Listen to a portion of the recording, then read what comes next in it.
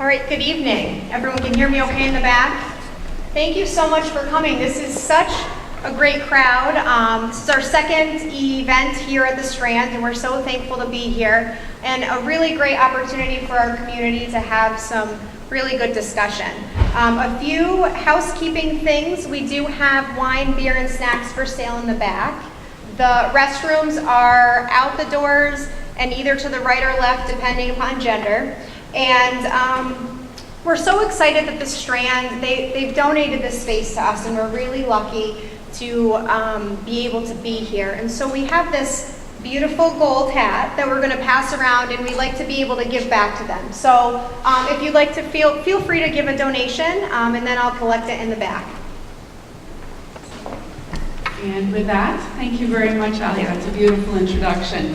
I'm Dina Giltz-McCullough. I'm part of the Vinspire team that puts together events throughout the year to inform and inspire the North Country.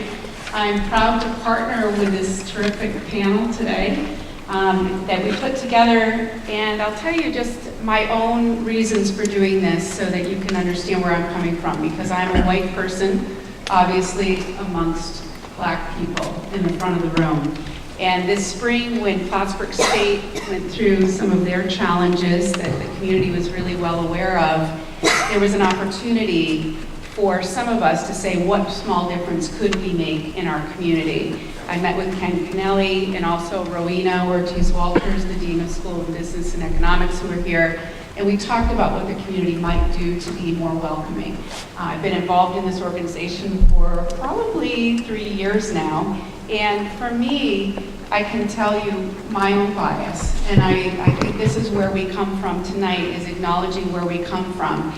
I had a conversation with an individual, and I said, you know, I don't see color, which is a very ignorant thing to say, but it really was where I was coming from, because I went to Peru school. It was the time the base was here, and I felt as though I knew what it was like to be around Black people because I went to school with them. And then she made it real to me, and she said to me, you know, Dina, if somebody said to you, I know what it's like to be a woman, what would you say? And I said, oh, right? It's not the same. It's not the same to say that I get where you're coming from, because I don't. And so I come from a place of recognizing my own limitations in that and opening up my curiosity to saying, I can do better and I can have more awareness. And there's a way to say things, because when the individual said that to me, I could hear what she said and it resonated with me, and I could make a change and a shift in my life to say, I don't know what it's like to be you. So from there, we reached out, and I was introduced originally to Brianne. And so she's here with us tonight, and then with the help of the Interim Chief Diversity Officer of Plattsburgh State University, Portia Turco, I met Omar and Chelsea and Victoria. Am I getting that correct? Okay, good. So far, so good. Victoria, I'm sorry you weren't on the poster, but I'm so pleased that you're with us tonight, so thank you so much. So we're going to talk for probably about an hour with the students, and Portia and I have talked a little bit about this, but it's not an overly rehearsed evening that we're going to have. So we do want to let the students have their voices be heard, and then depending upon whether you really have a question that just can't wait and it feels very appropriate, we encourage you to ask it. On the other hand, if you feel like you could wait, we are going to leave some time for some questions. So I'm going to turn it over to Portia, and then we're going to come to each of the students so that we can do a brief, and you can do your own brief introduction of yourselves. Thank you, Dina. Good evening, everyone. Thank you for coming. As Dina was introducing me, my name is Portia Turco. I'm the Interim Chief Diversity Officer at SUNY Plattsburgh. I'm also the Director for the Ward Hall Counseling Clinic. There I work with training our graduate students who are going on to be mental health counselors. So by profession, I have trained in mental health counseling and worked in the community. I have a lot to say, and we'll probably get to that as the evening goes on, but I'd like to share that I've lived in this community for 20 years.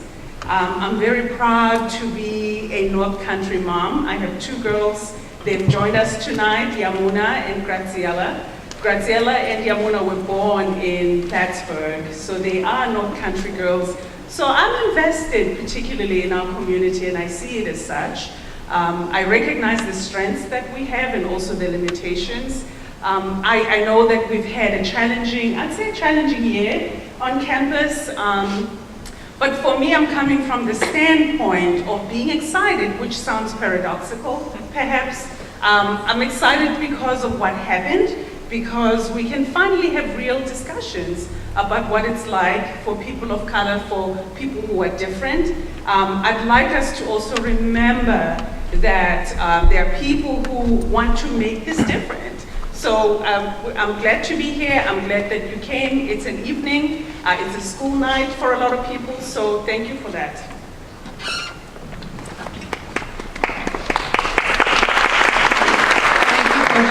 So for each of the students, we did put together a little bit about how we hope you'll introduce yourself. So a little bit about yourself, and then maybe answering one of these questions. Share one thing you wish people knew about what it is like to be you, or what is the greatest lesson you've learned and who taught it to you? Do you still want to go first?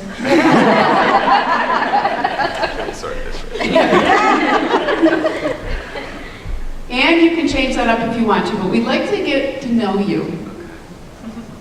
Okay, so as they mentioned, my name is Omar Diallo. I am currently a senior at SUNY Plattsburgh, majoring in political science with a minor in legal studies. I was here since July of 2015. Let's see. The greatest lesson I learned is, someone told me, I just learned this earlier this year. Someone told me to stop complaining about things I prayed for. So being in college, I prayed for being in college. And I was like, I'm always complaining, but I prayed for it. So, and I feel like that was something that was really smart. And it was actually, I learned it from, it was a law student. So I planned on going to law school after undergrad. And they were saying oh, when you get there, you're gonna be stressed, you're gonna be crying, but you prayed for this, why are you crying? And I'm like, oh,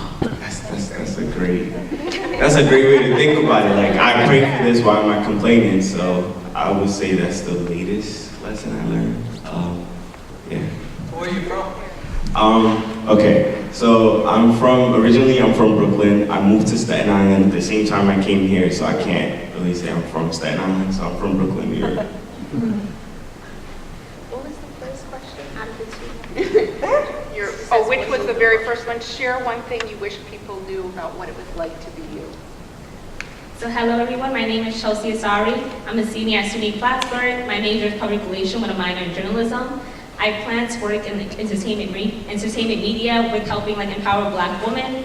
And one thing I wish people knew about me was that I'm very proud to be an African Black woman, because I feel like some people, with all that goes on in society and the media, people think that we feel sorry for ourselves, but I'm very happy and very proud to be Black. So yeah, that's one thing I wish people knew about me.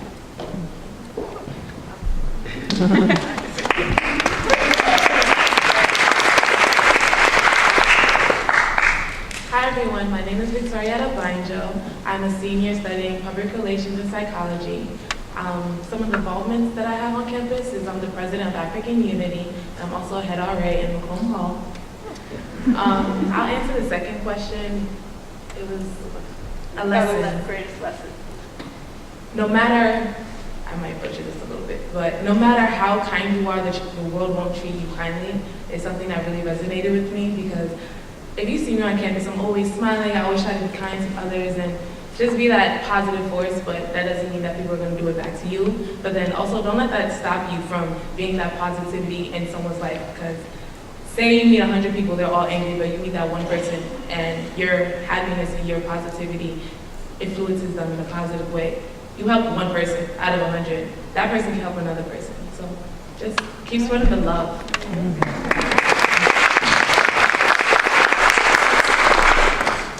Good evening, everyone. My name is Brianne Johnson. I'm 21 years old. I am from the Bronx, born and raised. Yes, thank you. I am a senior here at SUNY Plattsburgh. I'm majoring in public relations with a minor in marketing. A couple roles that I have on campus at this moment. I am very, very busy, very busy, very overwhelmed, but that's a part of the process, me graduating this December.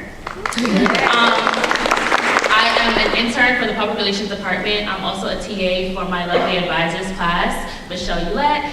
She's teaching our PR campaigning, planning and development, so I'm TAing for that class. I'm gonna answer the first question, which is what it's like to be me. I'm gonna describe it in a couple adjectives. Very determined, very well disciplined, very well mannered, but often judged at times. I have a very strong demeanor and a very strong presence, and people often overlook that for me being too mean or me being too strongly opinionated. But I truly love that about myself because I feel like my opinions are what makes me me, and I feel like my opinions will then lead me into a place in life where I can eventually and hope to change the world. So.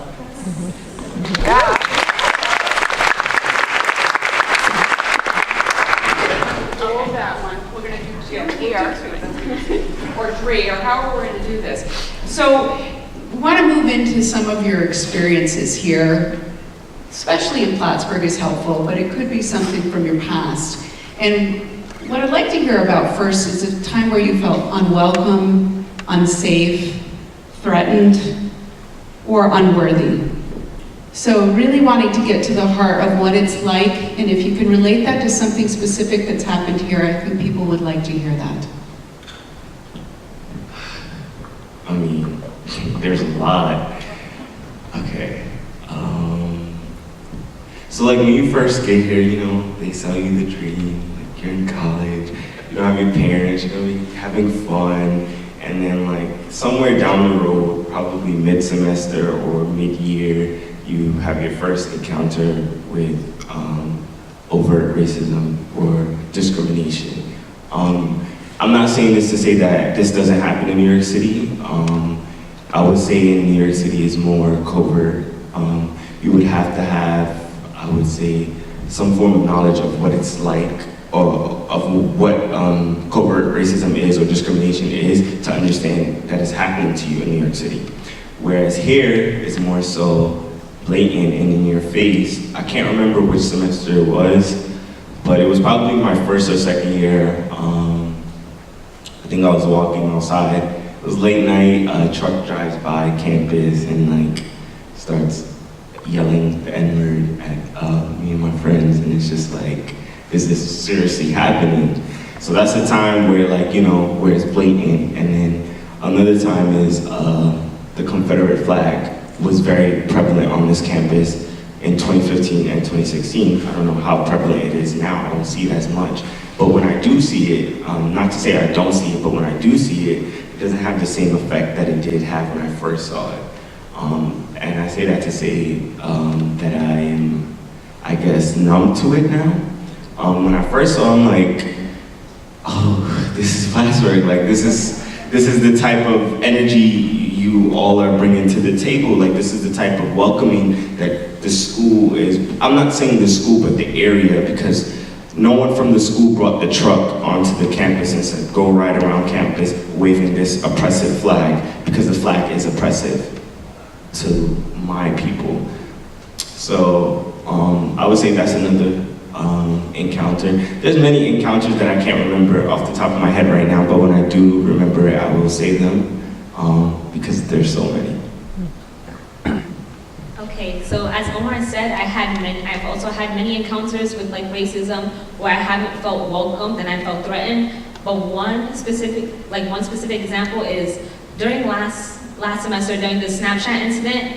I felt numb to it at first, so I didn't bother. I was like, let me not go to this town hall meeting. This is like, it's common, like it's regular to me at this point. So I didn't go, and then I was watching it from live, and over time, like I was getting angry. So I walked over to Yocum, and like, there was a sheriff standing in front of Yocum, and I asked her like, hi, I knew I was angry, so I tried to calm down as I was walking there. So I asked her like, hey, what are you doing here? And she was like, oh, I'm trying to like make sure nothing happens. And in my head, it was like, are you protecting the girl that said the racist, like what she said on Snapchat, or are you protecting us? And she was just like, I'm protecting everyone. And I didn't take it like that, so I kind of got very, very angry. So I knew to just walk away, so I walked away. But in my head, I think that was the first time that I ever felt threatened, because I didn't feel like the Plattsburgh community was trying to protect me. I felt like they were trying to protect someone who violated me in a way. So yeah, that's my example. No, good, good. Oh, yeah. We're going to get this. I also had a similar experience to Omar's situation with walking home and someone in a truck yelling out the N-word. It's actually happened to me like 3 times, but I'm also a person, I leave the library late and I walk home by myself late a lot. I shouldn't do it, but yeah. And when you're doing it, you don't realize that, okay, wait, you're really by yourself on the street right now. Because I'm more afraid of walking home late in Brooklyn, because that's what I'm used to. I'm from Brooklyn, New York. I'm used to, like, I know what to look for, like, walk fast, get to your destination, keep your head down, or act crazy so they're too afraid to say so they're too afraid to do anything to you. But here, you're just like, okay, what do I do if I run? What am I running to? No one's here. So that was definitely an instance. And also, sometimes in some of your classes, when you're the only black person of color, you can see a divide when certain things are brought up. Certain topics people don't want to talk about. You're just like, nah, we really have to speak about this. An example was, an example was when Kyla Relaford passed away. No one in any of my classes brought her up. Like, a whole faculty member passed away, but yet it was never talked about, which kind of blew my mind.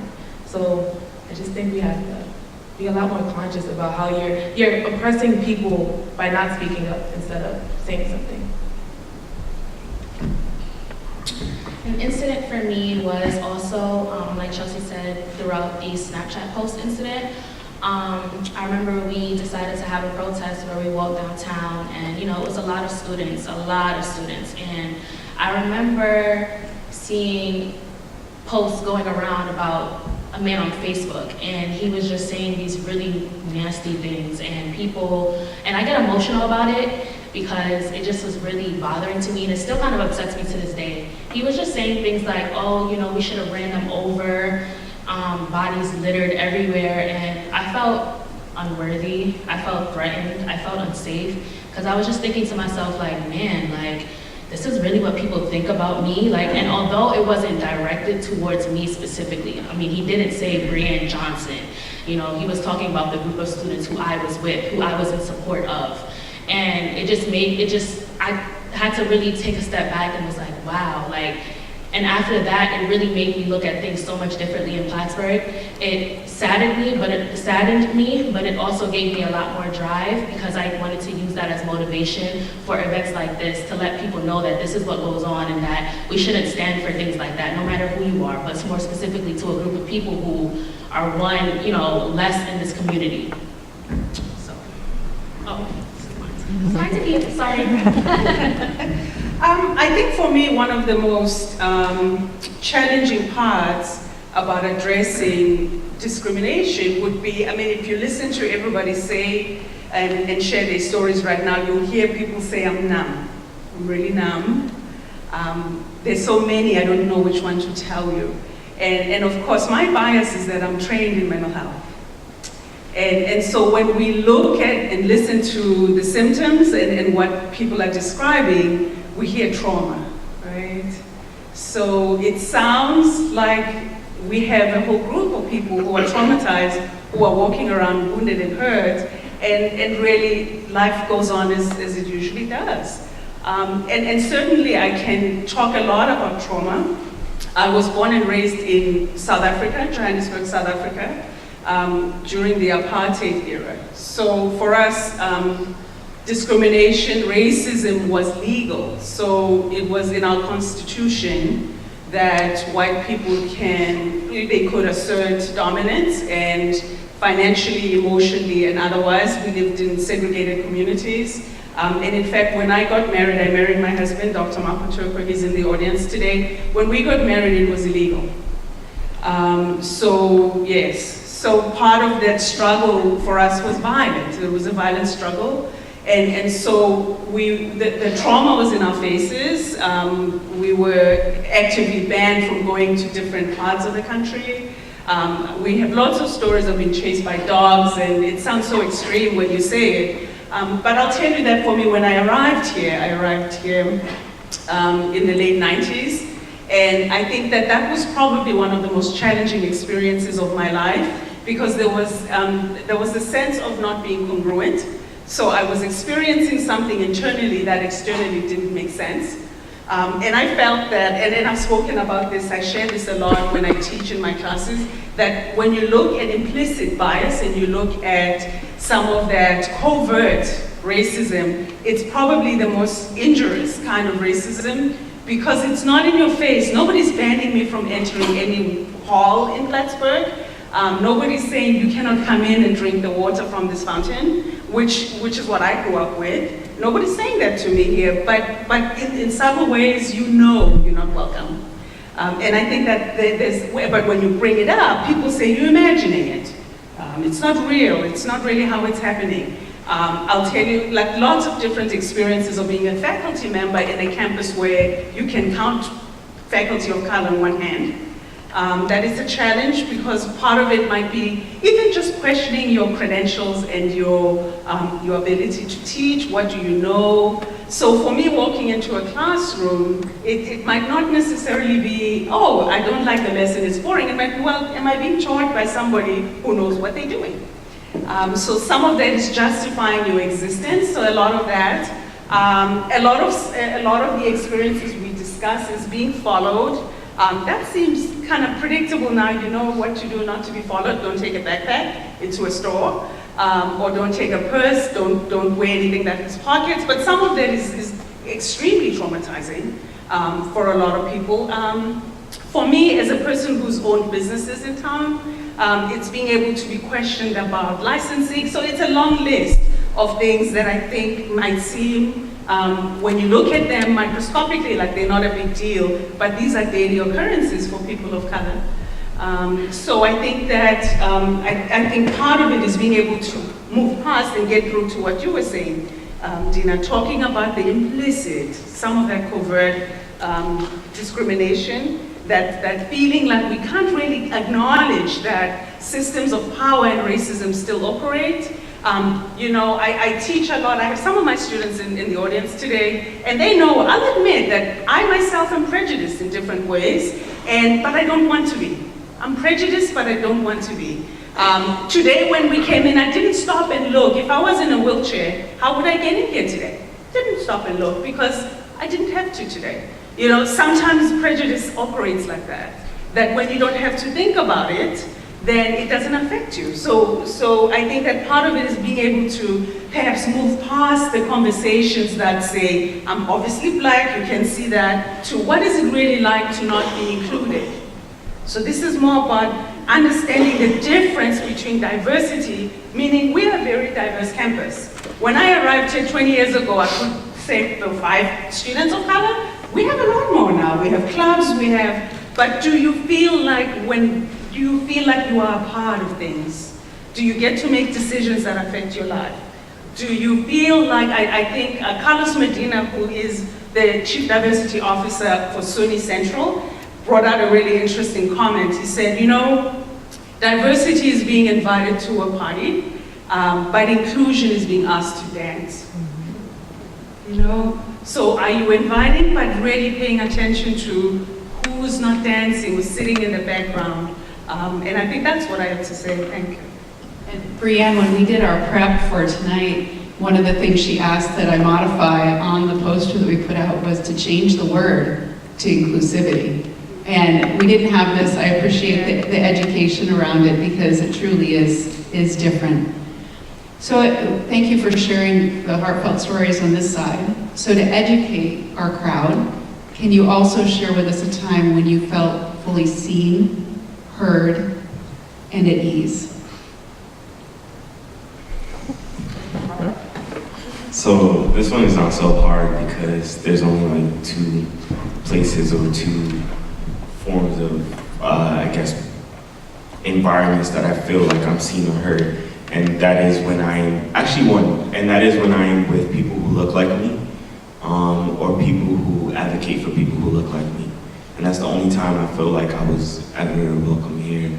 So Educational Opportunity Program came into SUNY Plattsburgh through EOP, which is the Educational Opportunity Program.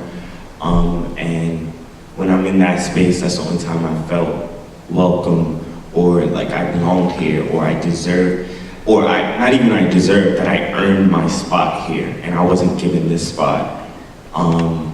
Another place is when I'm with the multicultural clubs and organizations on campus. I was a part of Black Onyx, which was known as Akiba back then, which is the Black Student Union on campus. And when I was around them, that's when I felt welcome. When we did stuff, that's when I felt like I was welcome. But the problem became, what the problem became for me is that although I felt welcome within those spaces, I felt like as a whole, as most Black people do, we were trying 10 times harder to force out ourselves onto this campus or onto this town. Like we were, for instance, there was an app called Yik Yak my freshman year where you could just write stuff anonymously, and when I tell you, people used to just write the most ridiculous stuff on there. They used to talk about the Education Opportunity Program, like, oh, we're only here for because of affirmative action, or Black Onyx is protesting for no reason again. And it was just like very dismissive and racist comments that would happen. And it was just like, we were just forcing ourselves to be welcome on this campus. And that's kind of what led up to me being, I guess, numb about situations. It's just like, no matter how much we try, they won't care, but that's not gonna stop me. But I just know that no matter how much we try, I will still get the same response from a certain amount of people, a certain group of people. So, yeah.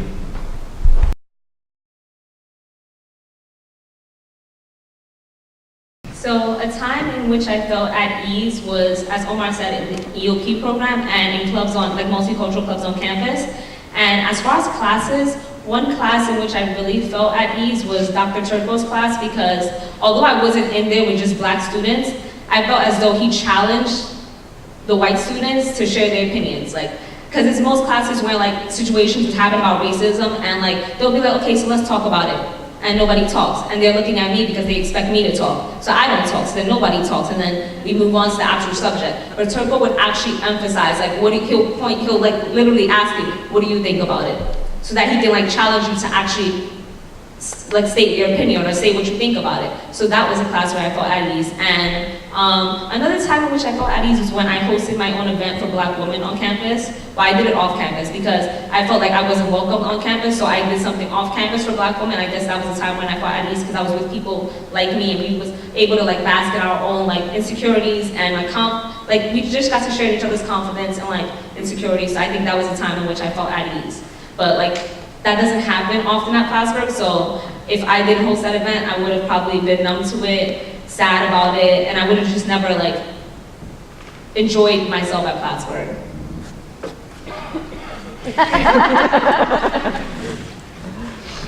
A time that I felt welcome and at ease would be within my specific club, African Unity, because I came into college, I didn't know a lot about my culture. I just knew basics. When you go to a party, you know some of the traditions, you see some of the food, just the things you're raised with. But coming to college, you meet a lot of people that are outside of your culture. You meet, I'm Nigerian specifically. I met Ghanaians, I met Liberians, Ethiopians. I can see the differences and the similarities between each group. And that was welcoming. I didn't feel off-put by it. I was like, okay, I want to learn. I want to see all these different things. I want to experience their experiences. I want to see what makes us so different but the same, because Africa is a continent, but a lot of people don't know that. It's a continent. 54 countries. But with that, just being surrounded by people that are actually willing to teach you and want to learn about you, that made me feel welcome. I feel welcome just being around not only African Unity or the African students, but also people that resemble me. Because I don't have to have that fear of, oh, do I look this way? Because we do have a stigma of being, especially Black women, angry, aggressive. So if I'm speaking up that I feel passionate about, people that look like me, they're like, yes, girl. But someone else might be like, calm down, it's not that serious. Please, don't ever try to minimize someone's anger, because that just makes me even more angry. If you're upset for a reason, you have your reason to be upset, so be upset. Yeah. But definitely, it's just when you're around people that are willing to see why you're angry or why you're speaking out against something, because not everyone speaks out, and that is sad, and there are people that do it for them. but sometimes you just want to be heard. So when you're heard, I feel good. It's not bottling up, it's coming out. A time where I felt fully at ease or heard or seen was last semester. I was a part of an amazing team called the I'm an Ally team. And it was a long and very stressful semester for a lot of people and for our campus. And, we decided to take that and we decided to try to do more for our campus in every way that we could possible. At the end of the semester, we laid out our plan and we invited a lot of faculty members. We had the president, John Etling, we had Brian Hartman, we had Ken Kennelly, we had a lot of faculty members. And although it wasn't just by myself where I was presenting to this, and other community members as well, sorry. Although it wasn't only myself presenting and I was with my team, I felt like I was heard. I felt like I was seen because of the simple fact that everything that we were describing in our plan and everything that we were trying to do for this campus, they understood and they also wanted that change to happen as well. They wanted to see where we could take this plan and how it could help the campus evolve and become more inclusive and more accepting of people from all different cultures and especially race. So that was definitely a great time for me, and I hold that team very dear to my heart because it was the first time where I put myself in a position to be a leader on campus, I would say. I was always very shy, and now that I've went through that process, I know that the voice that I have, and I know that the change that I can make. So, fully seen and fully heard. Oh, I would have to say I feel heard right now.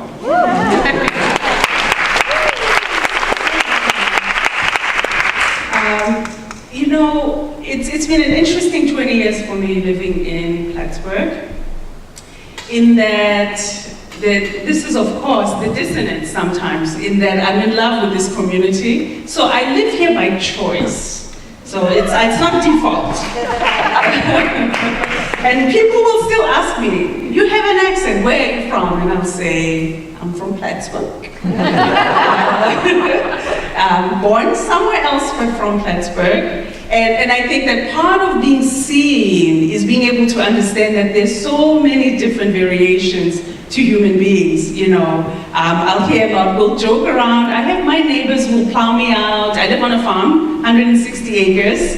I think that I've broken every single stereotype that people have about black people. My kids ski, black people don't ski, apparently they don't like the cold. I live here. Black people don't swim, my kids are swim.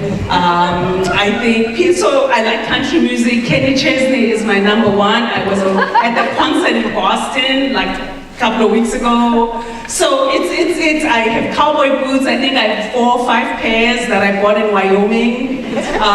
So it's really being able to see the person rather than the image of what you think they should be. I'm a hopeless optimist. I know that those two don't tend to go together, but I really think that things can change. And I think that this is probably one of my strengths and limitations, in that I've seen a country that looked impossible to the outside, that it changed, it's different.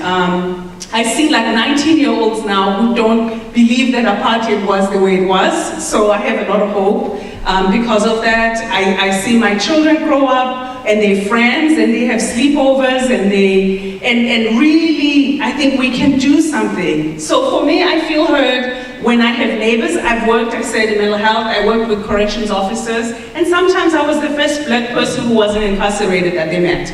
And I helped them and they changed. So we can do a lot. But I also want to kind of take this back to the audience a little bit. Sometimes when we listen to the stories, it can feel a little bit like voyeurism. But I'm saying that all of us understand what it's like to be different and to be an outsider. So I'm going to put out a question, if that's okay.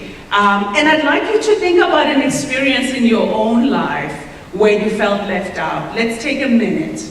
Like, think about a time in your life, it doesn't matter how old you were, when you felt left out. And I'm going to challenge a few people to say something. Like it could have been in kindergarten. So think of a time in your life where you felt left out. Like you don't belong, like you're not part of the group. Nobody wants you to participate. So think of a time. Can be anything at all or about anything that happened to you. Is anybody willing to share? All right, come on up. Go ahead, share with us. Yeah, come on up. Let's have people move around a little bit. Sarah, you're gonna. Sarah, you're gonna say, Come let's on just, because I think it's easy to say this is about black people and white people. No, it isn't. It's about being included. So let's share. Hi. So a time where I felt a time where I felt left out was like, so I used to live in Florida and it was very like black, you're either black or you're white. So there was no like in between. So like in school and stuff, like I didn't know who to hang out with. Like no, I couldn't relate to anybody like at a cultural level or like just as a person because like, for example, like my parents were really strict, like they wouldn't let me go out and stuff like that. And like all my friends that were white or all my friends that were black, like they were allowed to go out. But yeah. And what were the feelings you have? Can you just share like maybe just one or two words, like feelings? I was just like sad, like I was just like, I didn't know like what I was doing wrong. I have a question. Where are you from? Like my ethnicity, I mean, South Indian. Sarah? Thank you, Sarah. So you were sad. Anybody else? Please come up. Hi there, I'm Sarah. First of all, I want to apologize for my community. It's like embarrassing how people treat everybody else. So I grew up around here, and I have almost the opposite issue where I am so pasty pale that people considered me to be almost sickly. And so even growing up, and I grew up around here, you know, very dominantly white. All my friends were white, but they saw me because I was so pasty pale, I must be sickly, and therefore I couldn't participate in, you know, playing hide and seek or whatever. You know, they kind of figured, well, let's make Sarah it because she's never going to catch us because she's just weakling, essentially.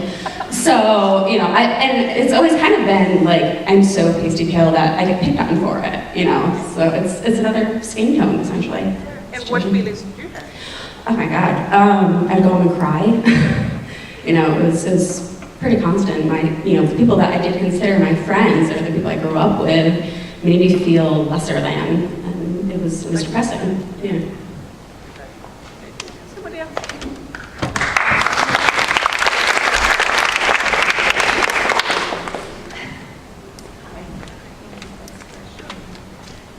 My name's Allie. I just moved back here a week ago from New Hampshire, which we have somehow. Thank you.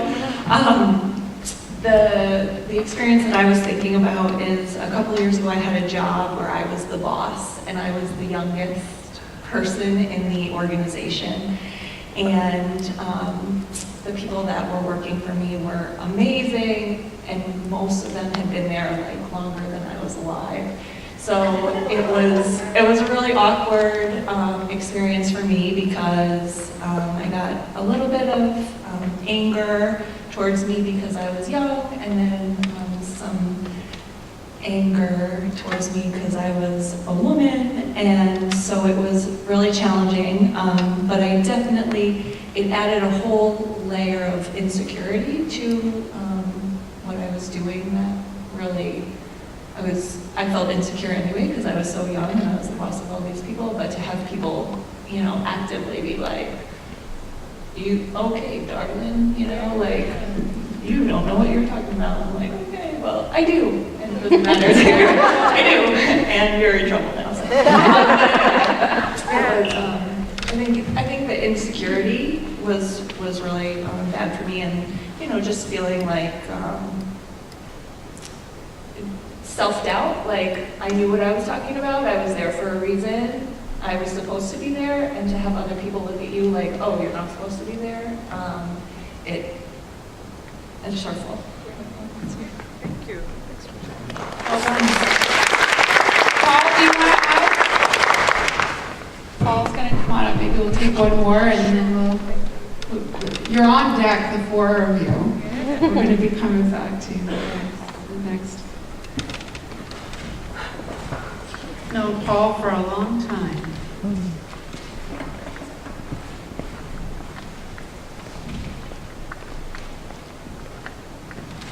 My name's Paul.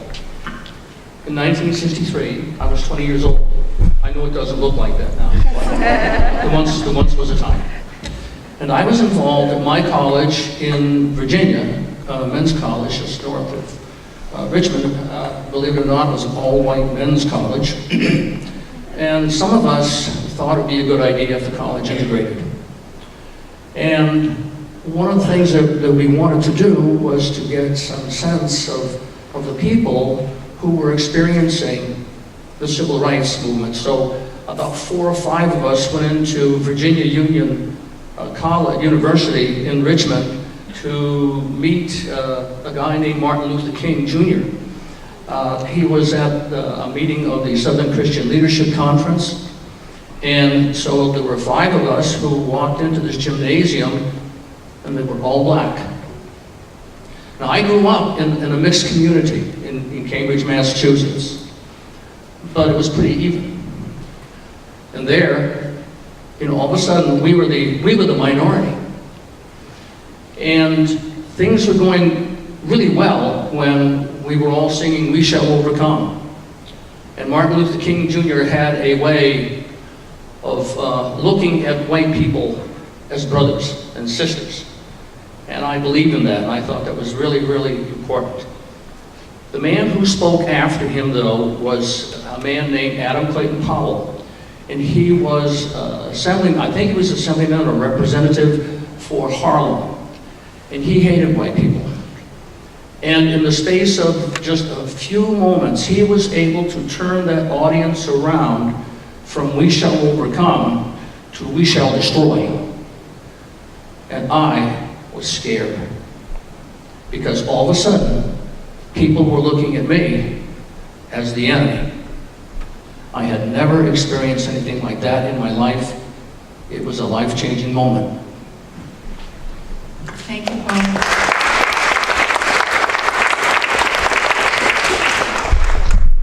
One more person? Anybody else? I do have, we will come back to you, you can hold that even. One of the things we talked about in our pre-meeting, and I'm looking at Chelsea and Brienne because I know you were both there, we talked about how you know when somebody really wants to ask you a question. And you're with them, and maybe you have bright hair, or you have long nails, or whatever you have, and you said, "I really wish they just asked the question." But maybe there's a way that people should ask the question. And I'm wondering if you could just enlighten the audience what do you want them to hear about that? What is it that strikes you when you're just in that space? Do you want to go first, Brienne? I think we were talking about hair, right? Natural hair is a huge thing. It's a big topic of conversation. And there's a lot of times where, Black women like myself, Toria, we embrace our natural hair. We like to wear it. I mean, there's times when, I'm not gonna lie, I do love extensions, I do. I like to wear my weaves, I like to wear my wigs, but like today, there's times when I don't wanna do that, and I wanna switch it up and surprise people and come out with my natural hair. So sometimes what we tend to face is people not quite understanding that, I guess, not understanding the capability that we have to just switch on and off when we want to. And then they get surprised, and when it comes to questions about our natural hair, it's just how can I say this? It's just, a lot of questions, but not even more so questions. It's kind of just like awkward questions. Like, instead of just asking, and when we said ask, just ask. Literally just ask. Like, "Oh, I like your hair. I don't even want to say how did you get it that way, but more so just like, I don't even know. Just ask. Maybe Chelsea can help out with that. I don't know exactly how to phrase it, but just ask. Don't because there's some people who go there with the intentions of, let me compliment her first to sugar her up, and then ask the question that's rude, like, "Hey, I like your hair. Right. Is it yours?" Right. Like, that's rude. Right. Like, "Hey, I like your hair. How did you do it like that? I wanted to do that." Like, just no. It's just don't do it. Or for Victoria speak, let me just say this as well. There's a thing between, being genuine and not being so genuine, and we can tell that. We can tell the difference. So sometimes our response to those questions can be, it can sway in 2 different ways, based on the energy that we feel that we're receiving, based on if we feel like you're being genuine, or based on we feel like, you're just asking to just be either annoying or just being awkward with us. But I'll let Victoria speak. Regarding hair, I love educating people about hair. Because a lot of times I have long braids, or I have a weave or a wig or whatever I feel like doing at that point in time. Or I have my hair out. And you ask me, how did you get your hair like that? How do you got the curls in it? I will sit down and explain it to you. I'll even, if you want me to show you, I'll show you. It's fun for me to teach you that because it's something you want to know about. But if you come on some, oh, your hair is really nappy.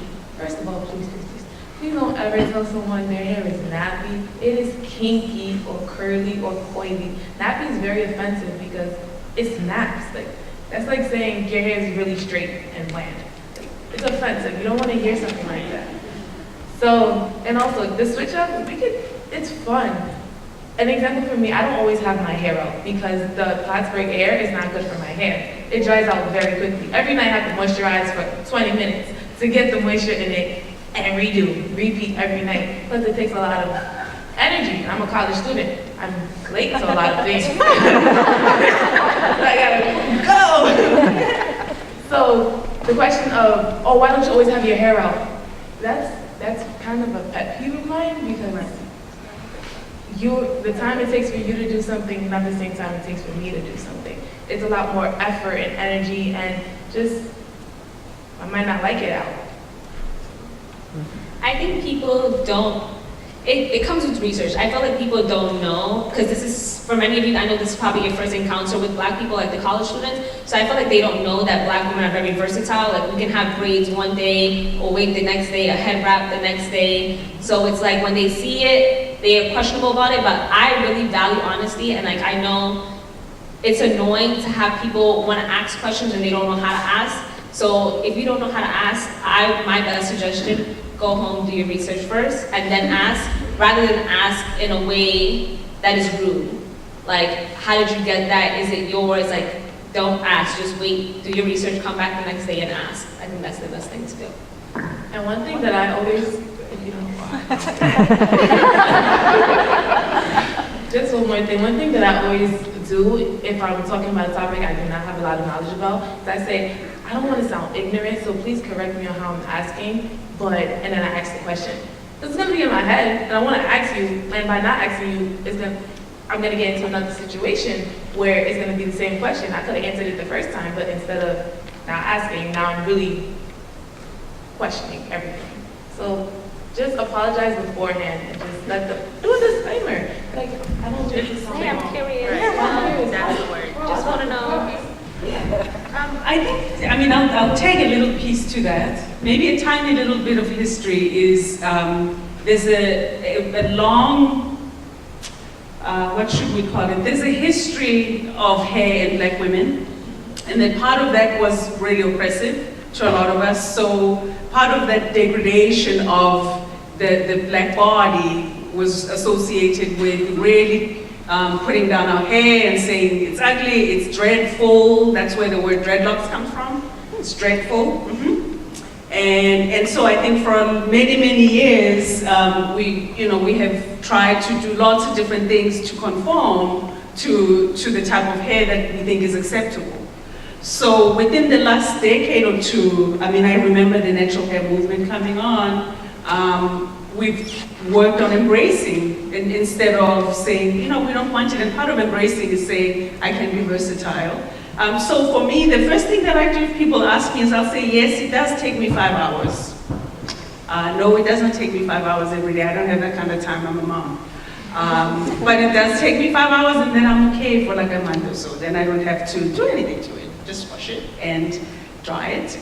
But it's also education in saying, if I'm always like on the defense about this, then people don't really get to know. So I would rather people approach it and say, I have no clue, can you teach me? And that's a little bit better than pretending. And I'll teach you what not to say also. So I think that's. So Brianna, I'm sure I probably asked you something inappropriate when we first met. I'm really sorry. No, it's okay. I was actually going to bring that up as an example. Hey, I'm going to totally out myself because she had this awesome hair going on, and I really liked it. I met Dina twice before seeing her again today, and in those 2 times of us meeting, I had completely different hair both times. The first time, I had this like rainbow unicorn type of hair going on. The second time, I think I just had like a regular burgundy hair, and then today I'm here again, a whole different hairstyle. And when she met me the second time and I switched for my rainbow hair because she loved it, you know, we had a conversation about, you know, wigs and me wearing wigs and, you know, the fact that there is real hair underneath it. However, I just put something on my head when I want to make myself look different. So in that example, you know, at first it was a bit awkward because, you know, I had to then explain to somebody that I wear wigs and, you know, stuff like that. But, you know, going into the conversation was really good because, you know, I got to educate her about wigs and about natural hair and about how Black women can put on a wig when we want to and switch it up and be versatile, and how she loved it and how I embrace it, essentially, so. And Megan, our child from Colorado, is here tonight, and she has purple hair at the moment. So it's changed 3 times. She's been home since late September, and I think she's on her 3rd color. So I don't know, like I'm like good with that, whatever works for you. But you know, Portia, one of the things we wanted to talk about too was white fragility. And we haven't touched on that yet, and I'm wondering if this might be the time to dive into that topic a little bit. Sure. How about if you, I think it might be helpful if you, because you and I had this discussion. Okay. And I think... I already embarrassed myself about the hair. What about it? So I've been educated quite a bit through this process, and I wasn't aware that this, I mean, there's a book actually called White Fragility. And I didn't know the term, and so when Portia brought it to my attention, I'm a student. Anybody that knows me, I do my research. When you say go home and do your research, I wrote it down, and I did, and I came away with it feeling like, that's really interesting. That by the process of being white, it's almost like white people in some ways are more fragile, and we don't admit it. We don't know, you know, like we don't even know where we're coming from. And so I felt like there was quite an education process to just realize that these are whole other terminology that I was ignorant to until a few weeks ago. I think white fragility talks to the idea that we've almost polarized racism. We've separated racism into the good guys and the bad guys. So the good guys are people who are white, generally who are not racist, and then the bad guys are the white people who are racist. But racism is not just about action, it's not about what you're thinking, it's understanding that there are systems of privilege that are in place that benefit you if you are white, whether you like it or not. You know, and I mean, at my house, it's very funny because we joke about it now. But if I want to get a better rate for a car, my husband goes and talks to the dealership because he's white, he's a white man. So he'll get a better rate, it's true, try it out. And if you want to, because part of it is being female, I'm sure it's the same for women. Sure, it's right? not because he's just a guy. He's a guy, and he's a white guy. So I'm like, you go, you can negotiate it, you can do all of that, because the idea is funny, because, you know, I'm a businesswoman, we've done business, you know, but part of it is the idea that women don't know business. You know, somebody was sharing earlier that you don't know, little lady, those types of experiences.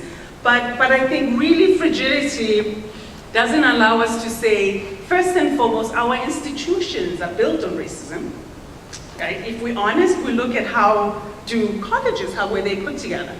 Towns, who designed the towns? Who named the towns? Which committees were present? Who's going to be our first female president? So when we look, we understand that a lot of the experiences are shaped by maybe one voice a lot of the time. And I think that it helps us move away from saying the dichotomy of saying good guy, bad guy, and it lets us talk about what needs to happen. What do we need to do to change that, rather than, oh no, I'm not racist. And that's why I said earlier, we own that. I start out by saying I'm prejudiced in some areas, because you know what, I'm heterosexual, I'm a professor, so I've got some privilege. I'm middle class, that's privilege. So part of that is owning that, owning our own privilege. I'm not discriminated against across the board, because you know what, I can get in my car and drive off or fly somewhere. If I'm stressed out midterms, I fly somewhere on vacation. That's privilege. So being able to own that at first, I think will allow us to be able to understand the racism differently. And we heard the stories of a few people who were sharing, if you notice that a lot of the stories are similar, if you took away race, you'll hear that the pain of what you describe is the same. That feeling left out, feeling less than, feeling like you're not competent, feeling like you're not part of the team, that's what this is all about. So being able to be at the table and make decisions that impact you. I think that's for me the biggest piece about today. Do you want to add a question? Third question? Well, I think I'm really glad you touched on this because I think that it's very interesting watching what just happened in politics to see the president talk about how badly he felt for the Supreme Court justice. And the argument was this poor guy and how frail when you put a light on his privilege, how frail he became. It's like, really? You're going to crumble under that? This is not your right. You are being his governor. So to be able to sit with that kind of scrutiny and basically fall apart when you look at what women go through, what Hillary Clinton went through, and even the political example, what Barack Obama went through as a black man. I mean, so I think it's such an interesting discussion, but it really brings privilege, wherever that is in the context of the moment. Yes. Whether you're a black over a white person, or a man over a woman, or a affluent person with a person who has less money. It doesn't matter, because in every moment of your life, where are you in the context of the people you live? And try to increase your awareness in that moment. And that's where your power is. That's it. Absolutely, and I would agree with that. I mean, I overheard as I was coming in, and this was benign.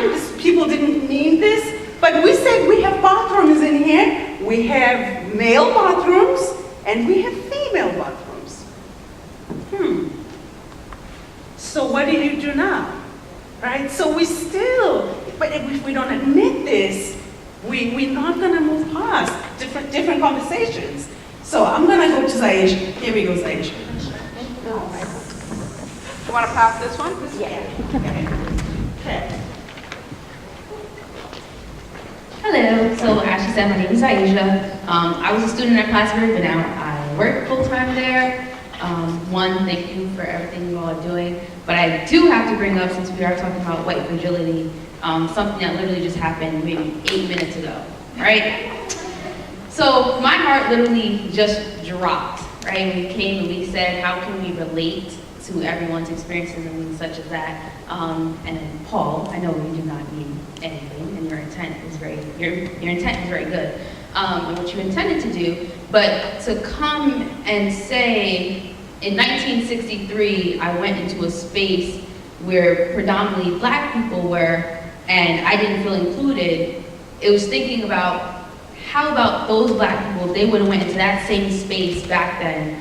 That would have been the same way they felt, and probably even the same way they felt in multitudes of many spaces that they have attended. And even, we heard it today, these are still things that people of color are facing. So I think just noticing how impactful it is that, yes, while you were 20 years old, it happened, and now our 20-year-old selves are still going through it, and we've been going through it since birth, and it's nothing that we can really prepare for in that realm. And I just wanted to bring that up because it was something that when it was said, I was like, oh wow. I don't even know if anyone recognized that it's happening, and we're in this space to talk about it. Thank you. So, is this on? Oh, okay. So, basically on the topic of white fragility, to be quite honest with you, I don't care about white fragility, Crimea River, I really don't care.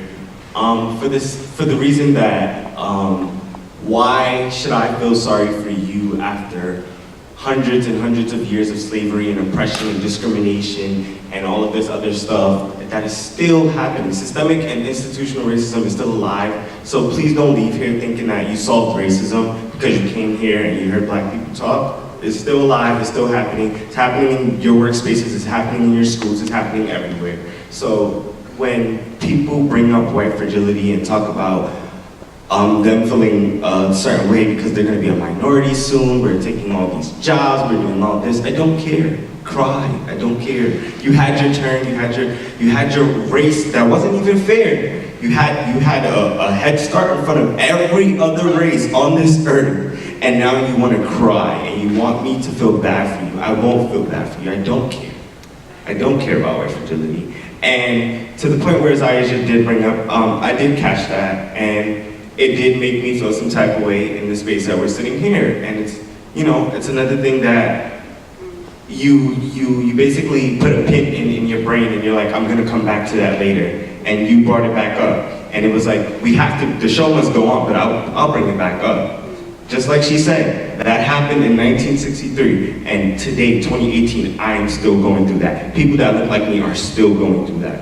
So it didn't change, so please, please, please, please, leave here learning something, but don't think racism is over. We do not live in a post-racial society.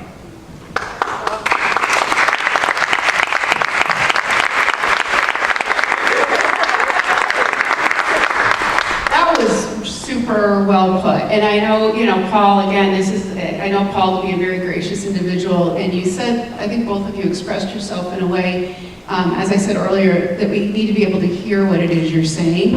And I think it's perfect that you brought it back up, and that you also didn't leave here tonight saying, I wish I'd said that, because this is exactly the type of forum that we're trying to create. Because honestly, it's just like when I say something that really is, no matter what it is, I'm sure I say lots of inappropriate things in my life. I would so much rather have somebody say to me something close to the moment so that it isn't, I heard somebody just recently, I said 20 years ago, and I'm really sorry about it, but and I'm sure I said it, but I wish I could have apologized a really long time ago. And so it's helpful, I think, to be able to educate, and we appreciate that. Did you want to add anything, Brianna, or no? So as I'm watching a little bit of our time. Oh, sorry, hello. Got one light that's like right in my face. You want the mic so we can hear you? Okay.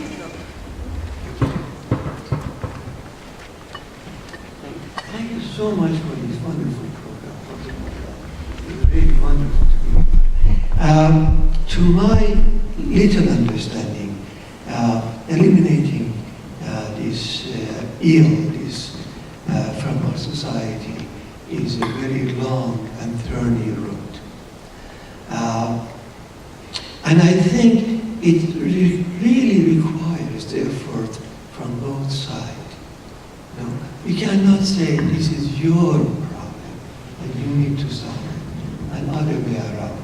We both sides have to bring incredible effort. We need a transformation within ourselves and our society.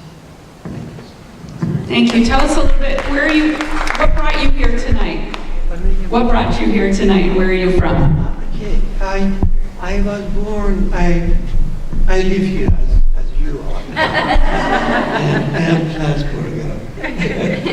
I was born in Iran, and I grew up in a minority religion. Many of you may know it's called the Baha'i faith, which are very severely persecuted in Iran. And firsthand, of course, experiencing that. But also, what I learned from the childhood, that is the concept of the oneness of humanity. That doesn't matter what race, what religion, what nationality, what class, whatever, we are one humanity. And that is mainly my interest, and that's why I'm here, because I love that, I believe we are all the flowers of one garden. Thank you. I'll have you add to that, and then we want to make sure we get into some good suggestions too. So I'm going to have you comment, and I'm going to make sure we get, oh, you're yielding? Yeah. Ready? Can we hear you, or you want to come up for a mic?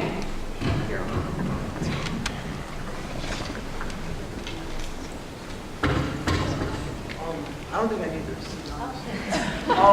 So I would like to agree with what the gentleman just said, and I strongly agree, basically, because we are one humanity. However, going back to what Omar had mentioned, it is important for us to know that what we've been through and the pain that we inflicted is serious, and you know, it takes time, a lot of time, to face these problems and to come to a standing ground where we're all on the same page.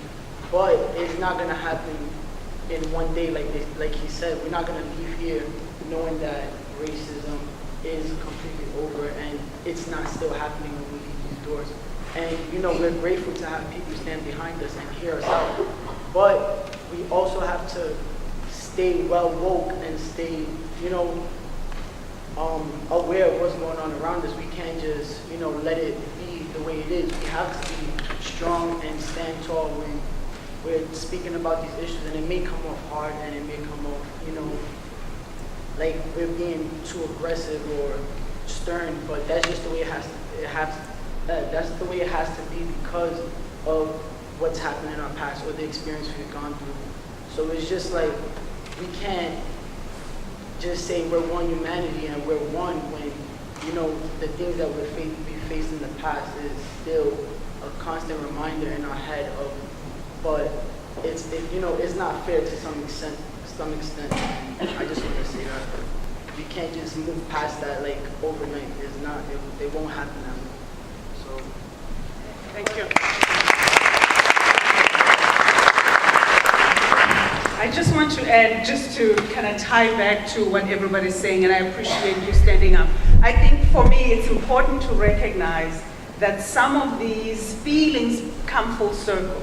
You know, Omar and I have these discussions, and Omar's still just pretty hurt, I would say. I've been where he is, and I've seen the outcome of what happens when people kind of get consumed and feel like there's no voice, there's no platform, there's no recognition for this, and I think part of it is just not losing hope. Right? That there are people who are willing to listen, and I think sometimes being able to listen even if the story doesn't align with the way we think it should be told, right? That sometimes you have to listen to, these are the crucial conversations. This is when it becomes real, but this is when it becomes very, very difficult. And I think that sometimes as people of color, we are trained to be able to soften the approach, that let me soften it in a way that you will tolerate, that you're not gonna see me as the angry black woman, that you're going to, so, and that doesn't really get us anywhere, because we don't ever get to address some of the impact of what's happened and how people have been hurt and injured, but also you don't know the depth of the suffering. So I think I want to relate to some of that, you know, when you hear me talking like this, it's not because I was not angry at one point, but it's also, I've realized that anger can be an instrument of change, right? And that just lashing out sometimes is like an indication of the injury, but it doesn't maybe facilitate the tools to be able to have it be different. So that's what I want to say about that. And just to acknowledge Omar, and to acknowledge that black men are still dying. So my experience as a black female is different to yours. That's the truth. And so some of this it's important to look at it in context. And that's what I want to say. And I know, Chelsea, you have something you want to add. As we move into kind of a soft close, and we will be around later for questions too, I do want to make sure that the people here come away with a what is helpful. What is either one thing they can do, or what has been most impactful for you when somebody has either stood up for you or something, because I really think that the reason for grassroots conversations like this are that we're just talking here as a crowd. And I believe that one person, you know, can make a difference where you're standing in that place at that time and you're wondering, should I say something or should I not? And so we'd love to hear from the four of you before we go to a close.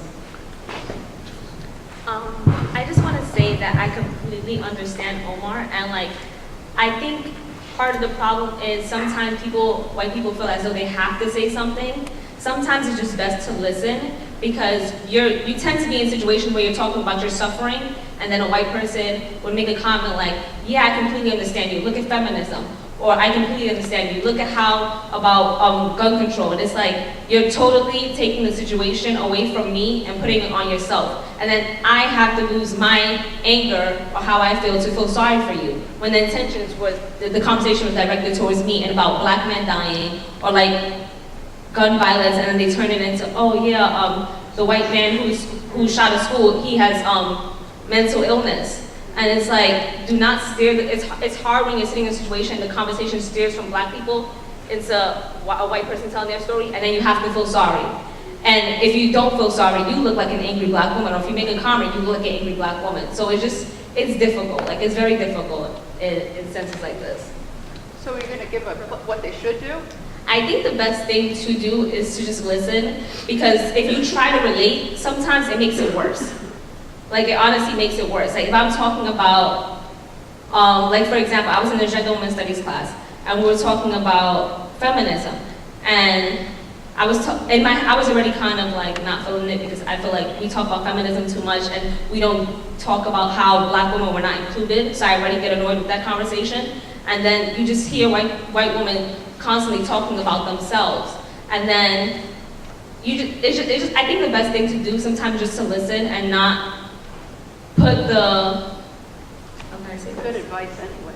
Yeah, I think the best thing to do is listen and not always like, I feel you, or I understand you, or I can relate to you.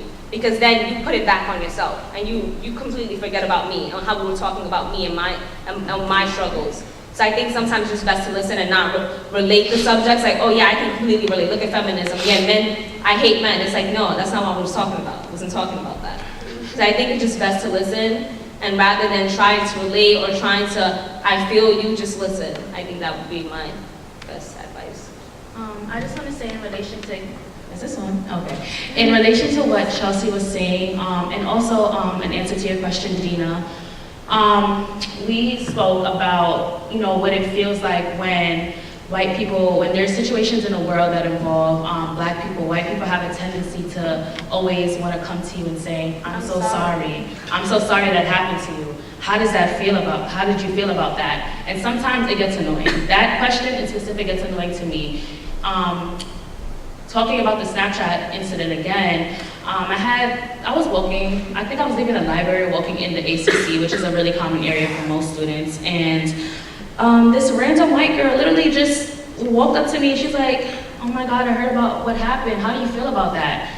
And I'm just staring at her, I'm just like, do you really want me to tell you how I feel about that? And it was just kind of just like, are you being genuine, or are you doing that because you feel like you have to, because it makes you feel better, or it makes you feel like you're gonna look better in my eyes as a white person for you to come to me and ask me how I feel about that, or to give me your deepest, sincerest apologies, Like, you don't necessarily have to do that. What Chelsea said, just listen and just see, what's going on around you is vital, because some people have the tendency to just block it out because that's not them, or that's not something that they would ever do. Like, just listen and be aware of it, I think is also vital. Also, just having conversations. With the I'm an Ally team, we had a dinner last semester, and it was a really great dinner, and it really influenced me a lot because it made me think that not all white people are the same. And that's something that I grew up on. I grew up on believing that. My parents are both Jamaican. They came here to the US very long ago, but they did raise my sister and I with these different stereotypes about different people of different races.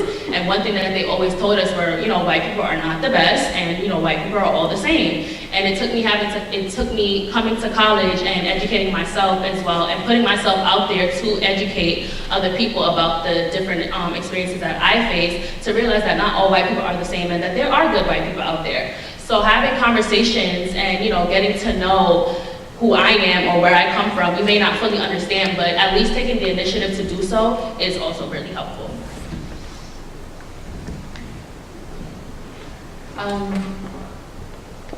To go for what they said, do listen, but also take action. Like, so many people just sit back, okay, yeah, I heard you, and then you leave, and then what happens? Nothing happens. You don't talk to anyone about anything. You just sat there for an hour and you listen to us speak, and then it's done. Come out to more of these things. We want to hear your opinions. We want to know that what we're saying is actually being heard. Because I could be just sitting here talking to you all but then are you actually listening to what I'm saying? Like, do you feel a change in your demeanor? Are you able to see that the people around you are actually going through things? Because it's very easy for all of us to just be like, just close our eyes and be like, no, it's okay, someone else will help them. Why not you? Why can't we help? We're in a society where we tend to pass the the bystander effect. We think someone else is going to do it. Why can't me as a person, why can't I do it? So don't only just focus on listening, but also take that extra step that you're educating another person or going to ask those questions. If you're interested in something, ask about, do the research behind it. Don't just come with, not all questions are stupid, but some questions you really feel like you could have really Googled that before you asked me that. Not to be rude or anything, just don't just sit here and take it. Just step out of your comfort zone and take action. So I have one more thing to add, being that Victoria just said that. Like, even for example, like, no offense to Michelle and Brianne, but even when the I'm an Ally thing came out, when I tell you I was beyond annoyed with that campaign, because it was like, okay, I know they planned it and they're going about it, but then I'm sitting in the classroom with a bunch of people with pins and stickers, and not one ally is saying anything on my behalf when we're talking about the Snapchat incident, or about racism, or about black women, or about anything. And it's like, everybody has a pen. I walk in the ACC, everybody has a pen. So it was like, that, as to touch on what Victoria said, it's like, it's very difficult because you don't feel like you have allies. So for everybody to be walking around with a pin, it goes back to white fragility, because it's like, are you wearing this pin for your own benefit, so you can show me that you're with me when you're not really with me? Are you doing it so that you don't feel attacked, or you don't want the angry black woman to attack you? Like, what is your purposes behind it? So if you're gonna be an ally, be an active ally, like Victoria said. Do you mind if I say something about that, actually? Sure. I was actually going to ask, because I do consider myself an ally, I suppose. But I've had people say, you know, because I'm a big proponent of Black Lives Matter. Absolutely. And people will be like, no, all lives matter. You know, how can you say that? And as a person who's not black, it's hard for me, like, I understand it, but to convey it and give that education as somebody who's not a black person is difficult for me. So I'd be interested to kind of hear how, as a white person, I know that's going to be difficult to say, but how do I give that education out, and how do I stand up for somebody if I haven't been there myself? I think the best way to do it is in the way in which you're comfortable. Don't ever like force yourself out your comfort zone. Like, if we're in a classroom and you don't feel like you're educated enough to speak on it, don't speak on it, but listen. And if you want to educate your peers or your friends or family about it, that's great. But it's another thing when like you're an ally, but then, because I know it's sometimes when people are allies, they try to take over the story as well. They try to tell the story. You don't ever want to tell the black person's story because you're not the black person. So the best thing to do is be an ally and speak out against it. If you don't feel comfortable like presenting yourself or like speaking out on it in like a public group, that's fine. That's why you have family and peers and like social media, and you can speak out there and you can do stuff like the I'm an Ally campaign to educate people. So whatever, you never force yourself to take yourself out of your comfort zone. It's whatever you're comfortable with. As long as like you know like you're doing it genuinely and like the people know that you're doing it genuinely, that's all that matters, I think. And are you for a close? And you have a last comment? And also, if you feel as if you're not educated enough to speak upon it, there are plenty of people that are, such as Portia and Dr. Turco. Just go out to those people and be like, okay, so this is the situation. You believe you're an ally. Okay, I'm an ally. How do I reiterate this to someone else? How do I make them see it from my point of view? Because a lot of experiences that other people go through, I haven't gone through myself, so I cannot say, okay, yeah, this is how we do it. No. So I go to people that I know have gone through the experiences and ask them, what's the best way to help? Mark, are you for the close? Dina, I just wanted to say something. I went to the walk and they had the ally pins, and I want to commend the person because I grew up in Washington, D.C. I pride myself on, as Dina says, I don't see color. I am a proponent of everyone. And the person handing out the pen says, what does it mean that you're an ally? And she challenged me in a very positive way. And we had a great dialogue. And I was so just, I don't want to say proud of her, but I was like, yes, this is the kind of dialogue we need to have. It wasn't you? I think so. Your hair may have been different. I don't know.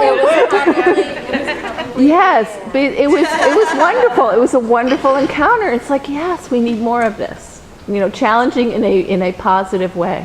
I'm watching our time a little bit. So I'm not going to reiterate what everyone else said, but after you've listened to the person and after you heard them through and through, You gave them your undivided attention. I think the next step should be, how can I help? Like, I feel like that should be the next question. And then after they offer you whatever resolution that they think would help remedy the situation, from my end, my question will be, can you do this for me, or can you help me do this? And then you can either say yes or no. Because like we said before, we've sat in multiple forums where we gave multiple resolutions on how we can feel welcome on this campus. And I'm not gonna say all of them haven't been done, but the majority of them are still on that list and still pending. So for instance, I want to give you all the tasks today because there's a bunch of community members. I don't know if you guys can agree or disagree with me, but I feel like the campus needs more staff and faculty that looks like me and that looks like Chelsea, Victoria, and Brianne. And I feel like I've been pushing for this since fall 15, and it is fall 18, and I'm a senior, and there's still about 4 or 5 that look like me. I can count them on my hand. I know each and every one of them. So that's a problem. And the issue that comes up a lot is that the community, they don't want to come to a community where they don't feel welcome. Well, you all are here. Make them feel welcome. That's my task too. So I want all of you to call City Plattsburgh and push for faculty and staff that look like me and my peers. Thank you.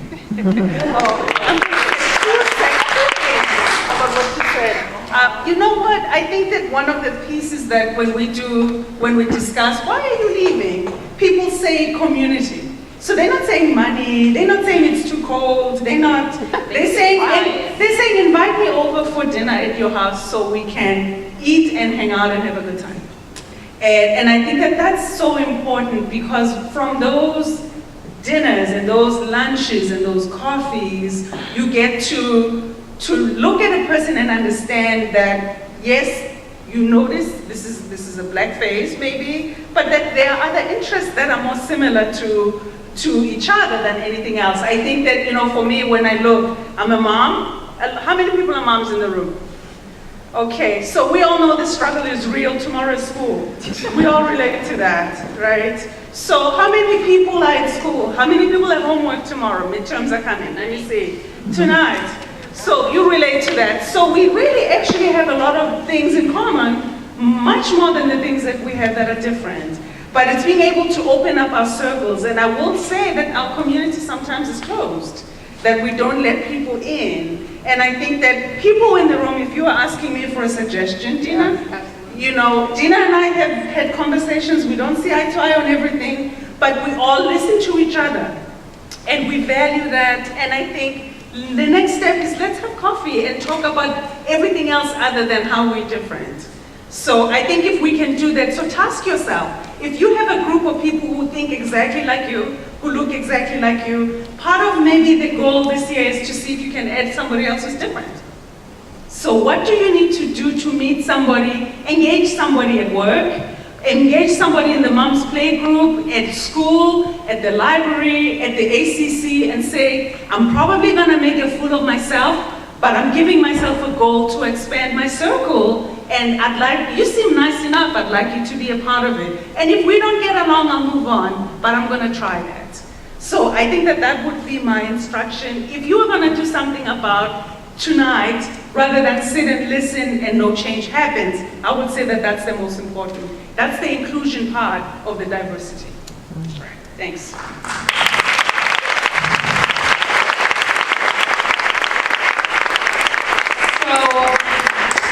Wow. Okay. So I have listened and heard to everything that you said tonight, and I'm sure I won't remember every word, but I will remember, I think, the feeling of inclusiveness here with this crowd, and I feel a better person for having at least learned about, like all these things that I didn't know before. And as you brought up even the point about the long history, and it's not enough to just say, well, we're over that, because it does. I think it takes generations and generations of the hurt hasn't just gone away. So I appreciate all of your willingness to be vulnerable here tonight, to bring all of yourself here, to be honest, and a little funny about some of the silly things that we talked about too, because lightening the mood also helps, I think, to have people be able to embrace and understand. Portia and I talked about hoping that this might be one of a series, that we might do something else in the spring, I think it's a beautiful opportunity to partner with SUNY Plattsburgh and the community, and I hope that we can do that. And on that note, Sally, I'll turn it over to you for some comments and announcements. Thank you. You're good. Thanks for coming. I have a couple of things to say. Wow, that was incredible. And I think that what I liked most about it was that it might have made people feel uncomfortable, but that's how we learn, by feeling uncomfortable and still listening anyways and saying, I'm going to think about that. I want to understand better. So it's looking for commonalities as opposed to looking for differences. And I think that that's really what the challenge is to the community, and this is only a start. We hope to hear more and to engage more. So thanks so much.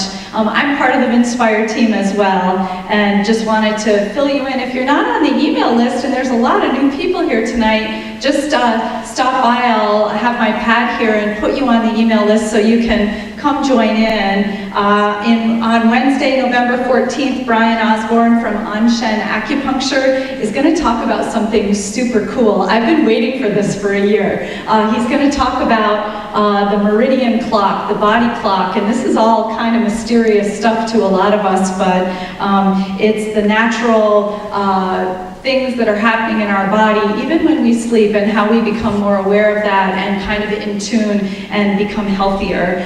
In January, Adrian Carr he's a professor at the College for Music, and he's going to talk about music. He's going to play and sing and talk about how music really matters in our lives.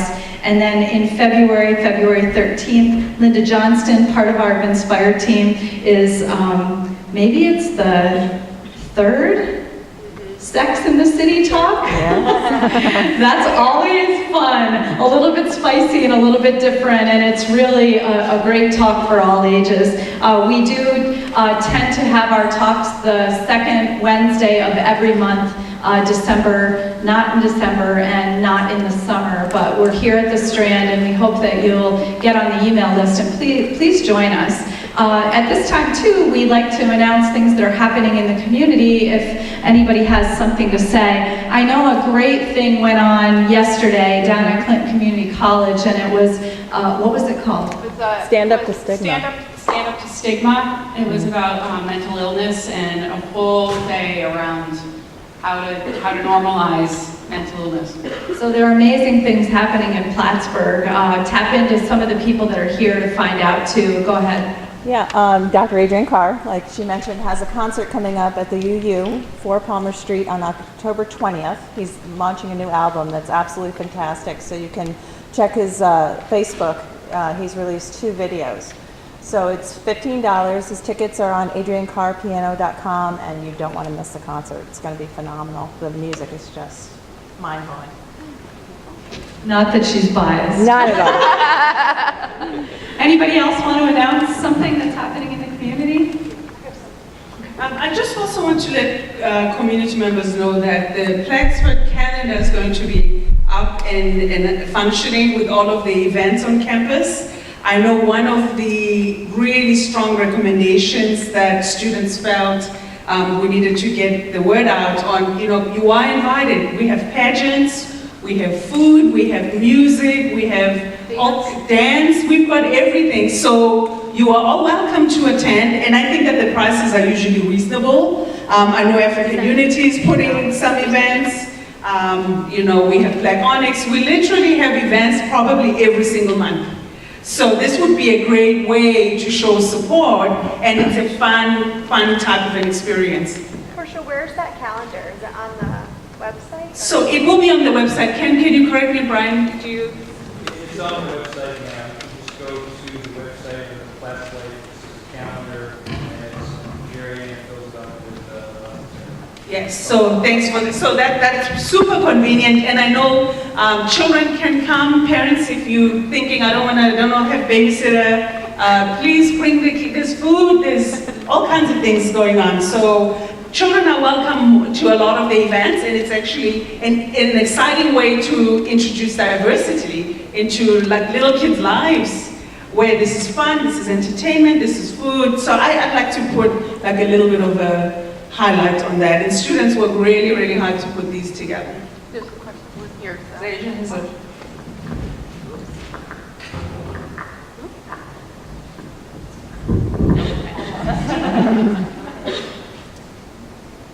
Well, just to plug, the calendar's already up and running. Yep, so hashtag Platts Life, you can go find it. It's not hard to find. Most of the events are already up, but you know, people are struggling to get their events up there. But sidebar, that we're talking events, and I remembered, I work within the Title IX office on campus, and if you did not know, October is Domestic Violence Awareness Month, so the Title IX office is working with what we call Coffee House, so it's like our talent show stuff, yeah. So on October 31st, Halloween, from 7 to 9 in our ballrooms, we are going to be having a talent show, and you can either perform yourself, or you can get someone else to perform, but all the proceeds, it's going to be $1 for students, and then $2 for everyone else that's not a student. You can come out, and all proceeds are going to stop domestic violence in the community. Last but not least, also to announce that we have a Student Diversity and Inclusion Center that is about to open. It's under construction. Mona El Shahat will be the coordinator of that space. We're going to have a lot of events.